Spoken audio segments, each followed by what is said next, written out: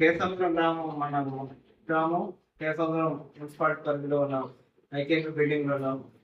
ఇక్కడ మనకు చాలా మంది మహిళా సోదరులు ఉన్నారు. ఇక్కడ ఫార్మర్ ప్రొడ్యూసర్ కంపెనీ సిఇఓలు, డైరెక్టర్, ఎస్ఎల్డి మెంబర్స్ ఉన్నారు. వీళ్ళలో ఒక మెంబర్ అయిన త్రివేది గారు కల్వల గ్రామం డైరెక్టర్ గారు కూరగాయల సాగు చేస్తూ బెండ బీర పంటలు వేసి వారు 20,000-30,000 రూపాయల దాకా ఆల్రెడీ 70 రోజులు వాళ్ళు ఆదాయం పొందారు. మరి హార్టికల్చర్ డిపార్ట్మెంట్ నుంచి కూడా చాలా లాభాలు ఉన్నాయి. గౌరవ జిల్లా కలెక్టర్ మేడం గారు ప్రతి గ్రామంలో కూడా 50 ఎకరాలు ఆయిల్ పాము, కూరగాయలు, పూలు, పండ్లు, తేనెటీగలు, పట్టుగొడుగులు ఏదైతే మార్కెట్ డిమాండ్ ఉందో రోజువారీ తినే కూరగాయలు మనమే పండించుకోవాలి, ఉల్లిగడ్డలు అన్ని పండియాలని కూడా మేడం గారు అందరినీ ఉత్తేజపరుస్తూ చెప్తున్నారు.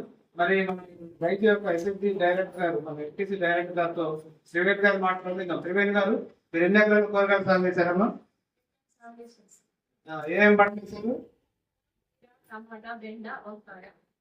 బెండకాయలు, బీరకాయల నుంచి మీకు ఎంత ఆదాయం వచ్చింది, ఎంత ఖర్చు అయిందమ్మా?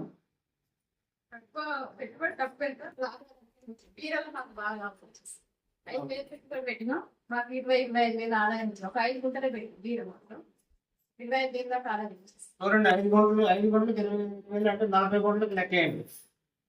ఎకరం అంటే 40 గుంటలు, 100 సెంట్లు.